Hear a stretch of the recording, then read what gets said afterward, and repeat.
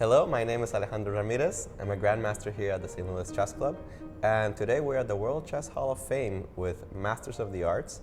We are in the Staunton Standard, the evolution of the modern chess set, talking here with a great contributor to the collection, Jon Crumiller. Hi John, good to be here. I'm very glad to be here, and it's a beautiful exhibition. What you're seeing are playing sets, and the focal point is the Staunton pattern. And the Staunton pattern is the only pattern that's allowed in tournaments these days, actually since 1924. Did you right away get into Staunton sets, or were you attracted by something else before? I did get into Staunton sets right away. I'm a player not on a professional level, not on a Grandmaster level, but playing sets are really the focal point for a player. And so when I saw an antique playing set, I didn't even know they existed. So I acquired one, then I saw another one, and I acquired that one, and before you know it, I had to finally admit to myself that I was a collector. One of the fascinating things about playing sets is the whole historical aspect of it. So for instance, behind us is one of the very earliest Jake's Staunton sets from 1849. And if you think about the battles that have ensued on the board with these sets, it's really stunning to think about. And that historical aspect was very attractive to me.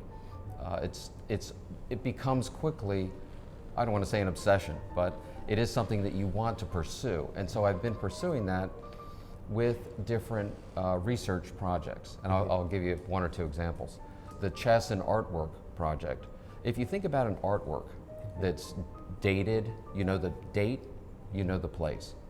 What if you have 600 artworks with chess sets in them? Then what you can do is identify chess set patterns, and you know the date and you know the location, and you can build a whole geographic and time graph about the dispersion of patterns over time simply by their appearance in artwork.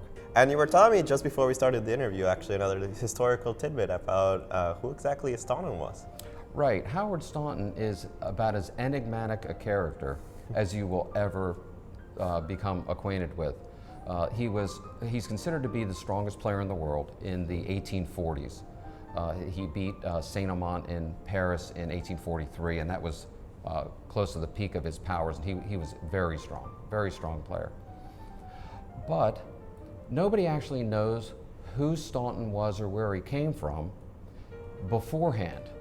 And he obviously was not a person named Howard Staunton. His name first appears in a subscriber list for a book in 1836. So even though he was such an influential man, not only in the over-the-board chess, also, well, more literally over-the-board chess in his chess set pieces, we don't know that much about him. And then, of course, there are the Staunton chessmen themselves, which he did not design. But he was possibly the first in modern times to endorse a product. And we still have it in use today. Maybe we'll get the Fabiano Caruana chess set soon. You were telling me, I was actually really fascinated. And you were having this conversation earlier about kings being stamped. There are different ways to date chess sets. I mentioned artwork, and of course, many of the sets have provenance.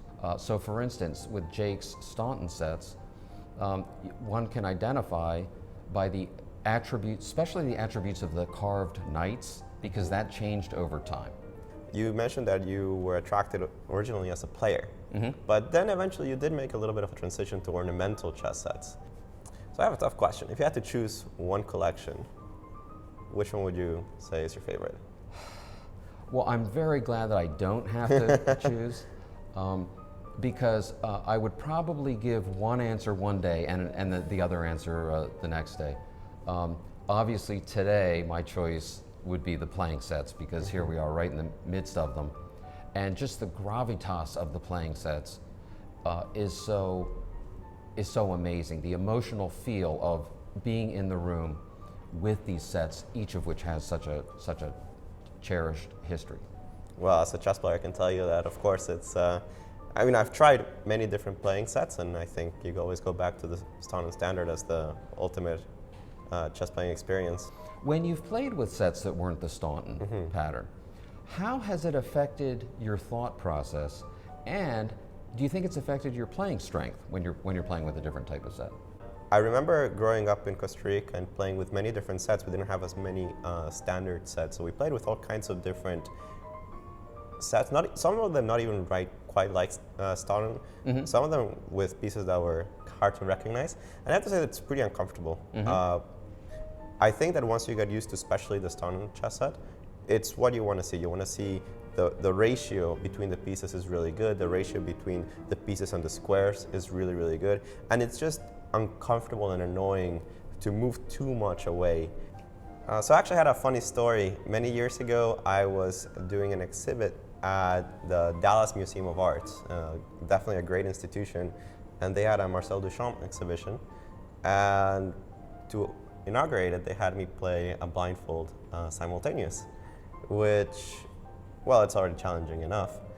But when I got there, they didn't have standard chess sets. They had these artistic chess sets for the incoming players to use. And at the end of the blindfold, I looked at the chess sets and I was like, perhaps it's an advantage to be blindfolded than to actually look at these chess sets. It was really difficult to identify any of the pieces. So when I play blindfold, I definitely think I'm thinking on a conceptual level. Mm-hmm. There are some popular tournaments in America where you're supposed to bring your own chess set. Mm-hmm. Now, I don't understand the people that don't. Not only because, well, as a chess player, you should have one, mm-hmm. but also because you're kind of giving your opponent their choice of set, their mm-hmm. choice of which shade of green is on a mantle set, for example. Mm-hmm. And of course, we're not talking about fancy chess sets here, but the fact that it's not your set, it's his set, and they're totally used to it, actually, I think does give you a little bit of an advantage. Mm-hmm. And it's something that I feel has always been underestimated. One thing about the playing sets is they're so rugged. Mm-hmm. As with past exhibitions, I shipped sets out, mm-hmm. and before were the ornamental sets, and they are, of course, very delicate. These sets, there's really no issue because they're made to take a little bit of a beating. Right, to be moved heavily, hard around the board, hopefully not to be thrown at one's opponent, but you never know. And I mean, these sets go way back, so they've probably seen everything.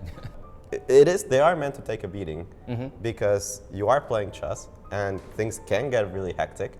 And even at the top level, we seen it at the Singfield Cup, people have to slam the pieces because they have seconds on their clock. They're just part of the game. Well, thank you, John, for joining us here. This is actually a wonderful exhibit. And if you're in St. Louis, please come down and take advantage of this amazing exhibit. It really is worth your time.